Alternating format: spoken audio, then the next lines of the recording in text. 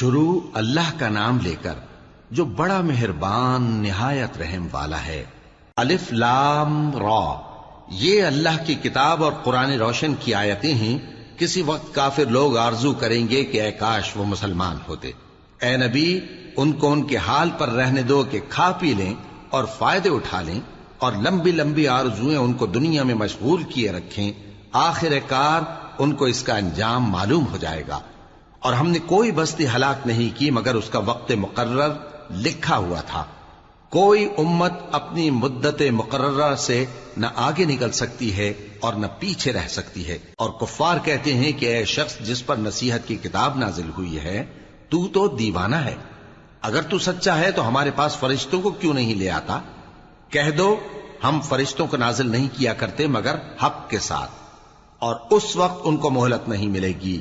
بے شک یہ کتاب نصیحت ہم ہی نے اتاری ہے، اور یقیناً ہم اس کے نگہبان ہیں۔ اور ہم نے تم سے پہلے کے مختلف گروہوں میں بھی پیغمبر بھیجے تھے، اور ان کے پاس کوئی پیغمبر نہیں آتا تھا مگر وہ اس کے ساتھ ہنسی کرتے تھے۔ اسی طرح ہم اس گستاخی کو گناہگاروں کے دلوں میں ڈالے رکھتے ہیں، سو وہ اس پر ایمان نہیں لاتے۔ اور پہلے لوگوں کی روش بھی یہی رہی ہے۔ اور اگر ہم آسمان کا کوئی دروازہ ان پر کھول دیں اور وہ اس میں چڑھنے بھی لگیں تو بھی وہ یہی کہیں کہ ہماری آنکھیں باندھ دی گئی ہیں، بلکہ ہم پر جادو کر دیا گیا ہے۔ اور ہم نے آسمان میں برج بنائے ہیں اور دیکھنے والوں کے لیے اس کو سجا دیا ہے، اور ہر شیطان مردود سے اسے محفوظ کر دیا ہے۔ ہاں، اگر کوئی چوری سے سننا چاہے تو ایک روشن انگارہ اس کے پیچھے لپکتا ہے۔ اور زمین کو ہم نے پھیلایا اور اس میں پہاڑ بنا کر رکھ دیے، اور اس میں ہر ایک چیز اندازے سے اگائی۔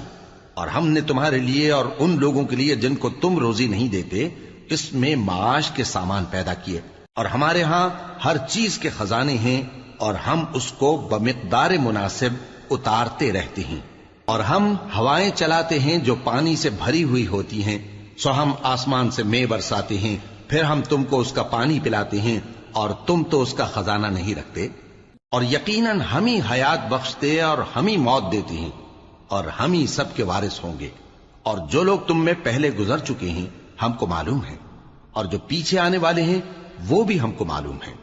اور تمہارا پروردگار قیامت کے دن ان سب کو جمع کرے گا، وہ بڑا دانا ہے، خبردار ہے۔ اور ہم نے انسان کو کھنکھناتے سڑے ہوئے گارے سے پیدا کیا ہے، اور جنوں کو اس سے بھی پہلے بے دھوئیں کی آگ سے پیدا کیا تھا۔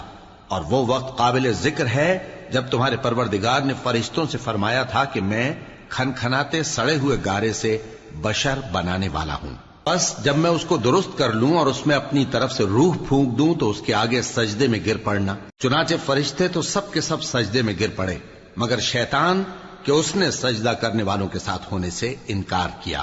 فرمایا اے ابلیس، تجھے کیا ہوا کہ تو سجدہ کرنے والوں میں شامل نہ ہوا؟ اس نے کہا میں ایسا نہیں ہوں کہ انسان کو جس کو تو نے کھنکھناتے سڑے ہوئے گارے سے بنایا ہے سجدہ کروں۔ فرمایا یہاں سے نکل جا کہ اب تو مردود ہے اور تجھ پر قیامت کے دن تک لعنت برسے گی۔ اس نے کہا کہ پروردگار مجھے اس دن تک مہلت دے جب لوگ مرنے کے بعد زندہ کیے جائیں گے۔ فرمایا اچھا، سو تجھے مہلت دی جاتی ہے وقت مقرر یعنی قیامت کے دن تک۔ اس نے کہا کہ پروردگار جیسا تو نے مجھے بھٹکا دیا ہے میں بھی زمین میں لوگوں کے لیے گناہوں کو آراستہ کر کے دکھاؤں گا اور سب کو بہکاؤں گا۔ ہاں، ان میں جو تیرے خاص بندے ہیں ان پر میرا قابو چلنا مشکل ہے۔ فرمایا کہ مجھ تک پہنچنے کا یہی سیدھا رستہ ہے، جو میرے خاص بندے ہیں ان پر تجھے کچھ قدرت نہیں کہ ان کو گناہ میں ڈال سکے۔ ہاں، بد راہوں میں سے جو تیرے پیچھے چل پڑے، اور ان سب کے وعدے کی جگہ جہنم ہے۔ اس کے 7 دروازے ہیں، ہر ایک دروازے کے لیے ان میں سے الگ الگ حصہ ہے۔ جو متقی ہیں وہ باغوں اور چشموں میں ہوں گے۔ ان سے کہا جائے گا کہ ان میں سلامتی اور امن و اطمینان سے داخل ہو جاؤ، اور ان کے دلوں میں جو کدورت ہوگی ہم اسے نکال دیں گے، گویا بھائی بھائی مسندوں پر ایک دوسرے کے سامنے بیٹھے ہوں۔ نہ ان کو وہاں کوئی تکلیف پہنچے گی اور نہ وہ وہاں سے نکالے جائیں گے۔ اے پیغمبر میرے بندوں کو بتا دو کہ میں بڑا بخشنے والا ہوں، بڑا مہربان ہوں، اور یہ کہ میرا عذاب بھی درد دینے والا عذاب ہے۔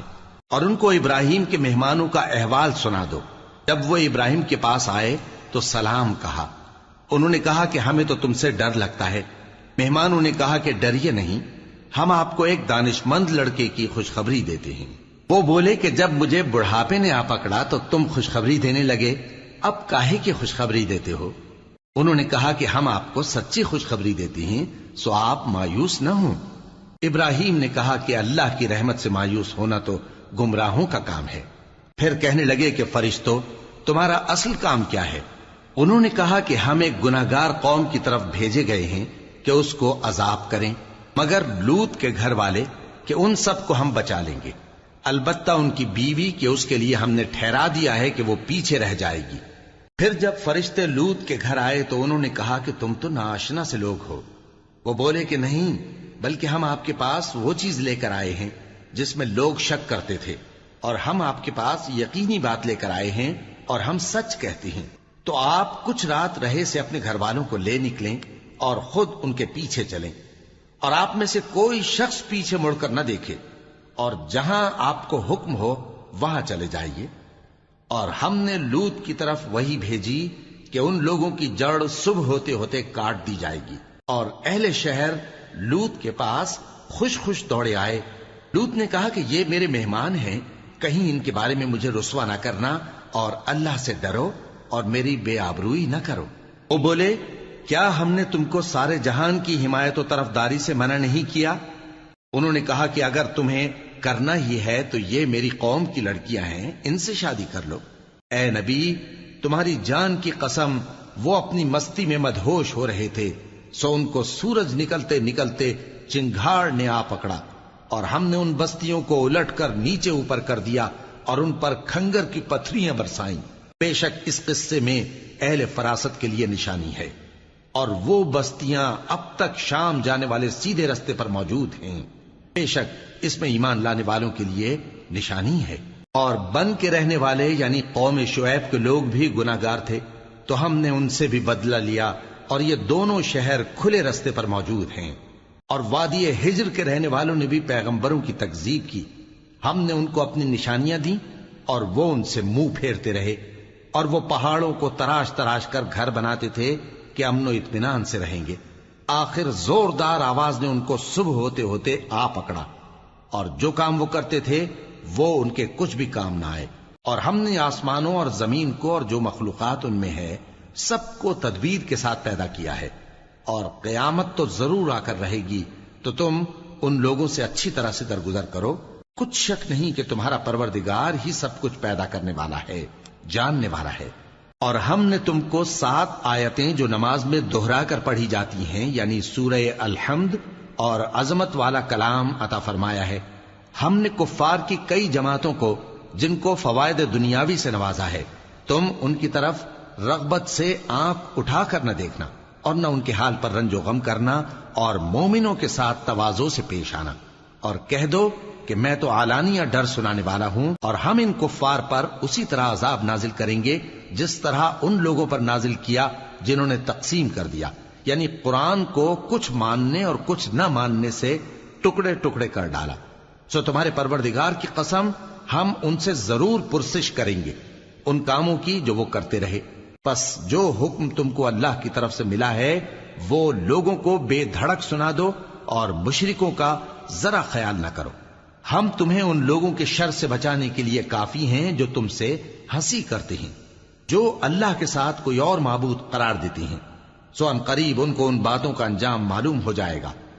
اور ہم جانتے ہیں کہ ان کی باتوں سے تمہارا دل تنگ ہوتا ہے، تو تم اپنے پروردگار کی تسبیح کہتے اور اس کی خوبیاں بیان کرتے رہو، اور سجدہ کرنے والوں میں سے ہو جاؤ، اور اپنے پروردگار کی عبادت کیے جاؤ یہاں تک کہ تمہاری موت کا وقت آ جائے۔